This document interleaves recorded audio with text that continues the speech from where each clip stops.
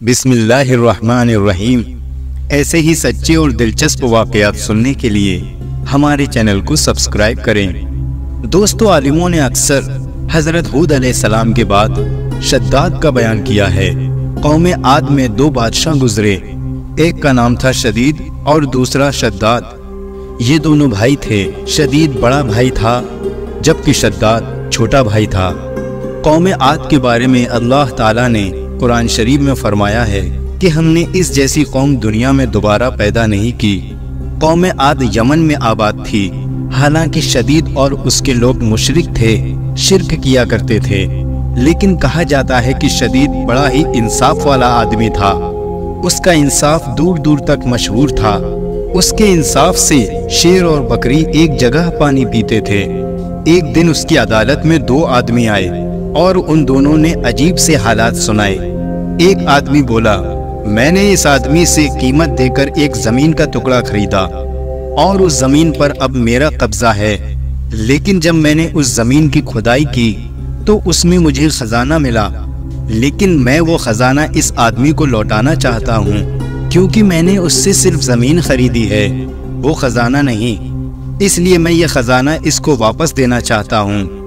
دوسرا آدمی بولا، میں نے زمین اس کو بیچی ہے، اس لیے اس زمین میں جو کچھ بھی ہے وہ سب اسی کا ہے، اس لیے یہ خزانہ بھی اسی کا ہے اور میں یہ خزانہ واپس نہیں لے سکتا، اور میرے سمجھ میں نہیں آتا کہ یہ خزانہ کیوں نہیں لے رہا ہے، کیوں بہانہ بنا رہا ہے۔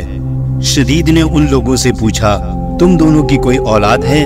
انہوں نے کہا، ہاں ہے، ایک کے پاس بیٹی ہے اور دوسرے کے پاس بیٹا ہے۔ شدید نے حکم دیا کہ ان دونوں کا آپس میں نکاح کر دو اور یہ خزانہ ان دونوں کو دے دیا جائے۔ شدید کا یہ فیصلہ سبھی لوگوں کو بڑا ہی پسند آیا اور اس کے اس انصاف کی چرچا دور دور تک ہو گئی۔ حضرت ہود علیہ السلام نے شدید کو ایمان کی دعوت دی، لیکن اس نے سب کچھ ہونے کے بعد بھی منع کر دیا اور شرک کی ہی حالت میں مر گیا۔ اس کے بعد شداد گدی پر بیٹھا۔ حضرت ہود علیہ السلام نے شداد کو بھی ایمان لانے کے لیے کہا۔ شداد نے کہا، اگر میں نے تمہارا دین اپنا لیا تو مجھے کیا فائدہ ہوگا؟ حضرت ہود علیہ السلام نے فرمایا، اللہ تعالیٰ تمہیں اس کے بدلے ہمیشہ ہمیشہ کے لیے جنت عطا فرما دے گا اور تم پر اپنی رحمت اور مہربانی کرے گا۔ شداد نے جواب دیا، اپنی جنت تو میں خود ہی اس دنیا میں ہی بنا لوں گا اور وہاں عیش و آرام کے ساتھ رہوں گا۔ اس کے بعد شداد نے دنیا میں ہی جنت بنانے کا مضبوط ارادہ کر لیا۔ اس کے بعد شداد نے ملک کے کونے کونے میں یہ پیغام بھیجا اور حکم دیا کہ سب کے پاس جتنا بھی سونا چاندی ہے وہ سب کے سب اس کے پاس لا کر پیش کیا جائے۔ اس طرح اس کے پاس بڑی تعداد میں سونا چاندی ہیرے جواہرات جمع ہو گئے۔ پھر اس نے ایک خوبصورت جگہ کی تلاش کرنی شروع کر دی اور اسے وہ جگہ مل بھی گئی۔ وہ جگہ ایسی تھی جہاں کی ہوا جنت کی ہوا کی طرح خوشبودار تھی۔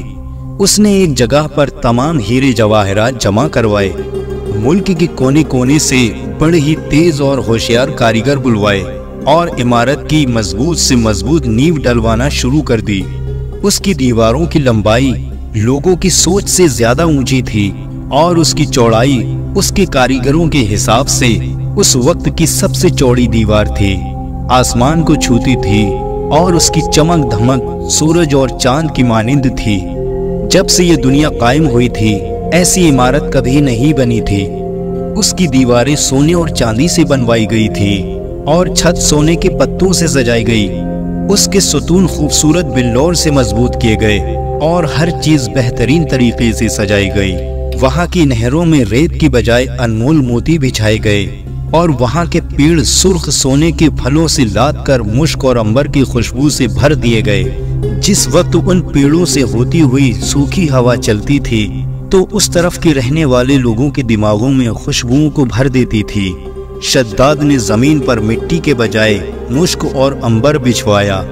اس کے محلوں کو چاروں طرف سے لال سونے سے ترتیب دے کر سجایا گیا۔ وہ جگہ صرف دیکھنے میں ہی خوبصورت نہیں بنائی گئی تھی، بلکہ رہنے کے لیے بھی آرام دائک اور خوبصورت بنائی گئی تھی۔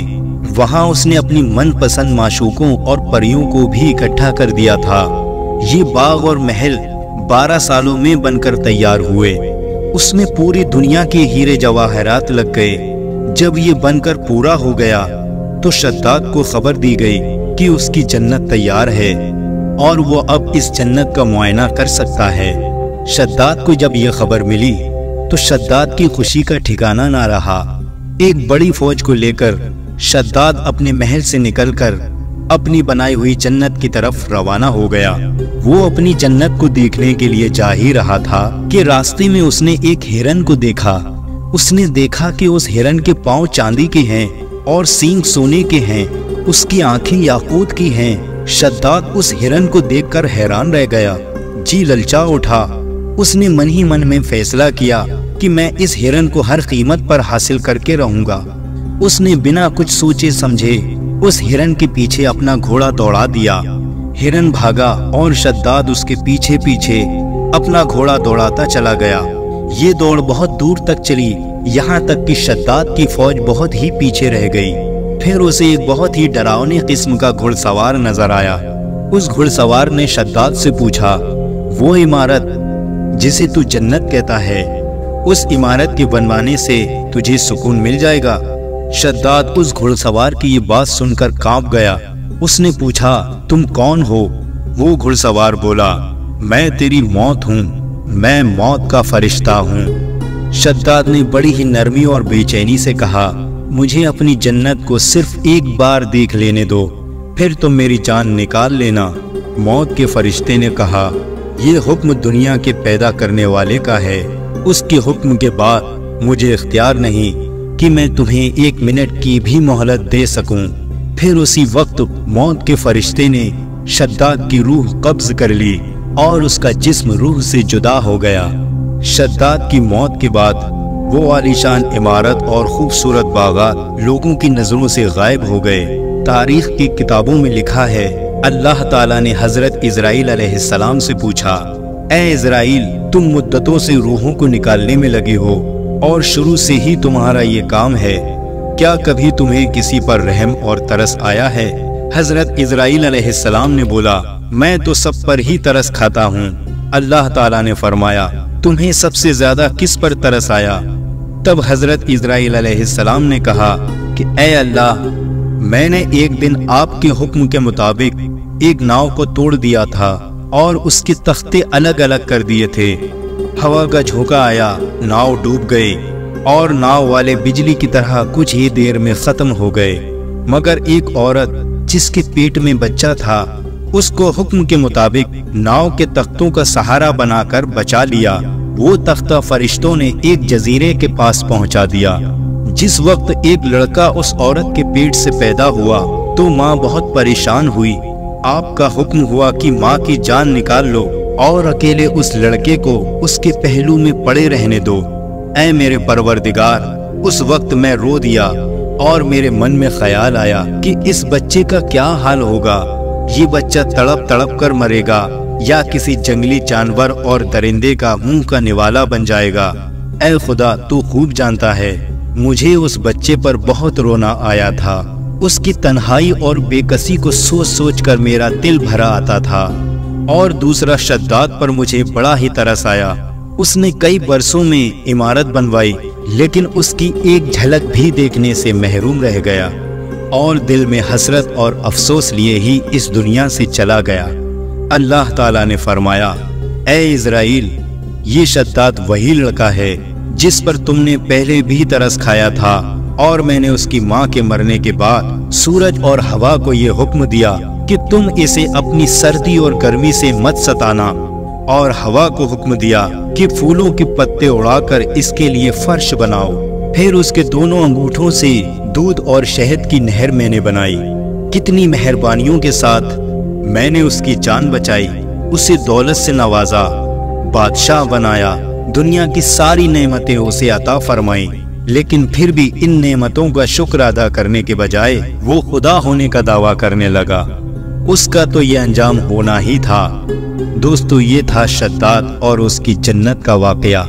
उसने अपने घमंड से इस जन्नत को बनवा तो लिया, लेकिन अल्लाह की कुदरत को कुछ और ही मंजूर था।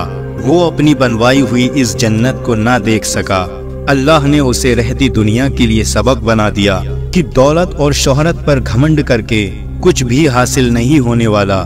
हर किसी को उसके आमाल का बदला मिलेगा। शद्दाद को भी अल्लाह ताला ने बेशुमार दौलत अता की थी, लेकिन वो खुद को खुदा के बराबर समझने लगा और आज वो पूरी दुनिया के लिए नसीहत बन गया। अल्लाह ताला से दुआ है कि अल्लाह ताला हमें अपनी दौलत को सही काम में खर्च करने की तौफीक अता फरमाए और गुमराही के रास्ते से बचाए। आमीन। तो दोस्तों, ये था आज का वाकया। दोस्तों, अगर वाकया पसंद आया हो तो इस वीडियो को लाइक करें, कमेंट करें और शेयर करें। और इसी तरह के सच्चे और दिलचस्प वाकयात सुनने के लिए हमारे चैनल को सब्सक्राइब करें।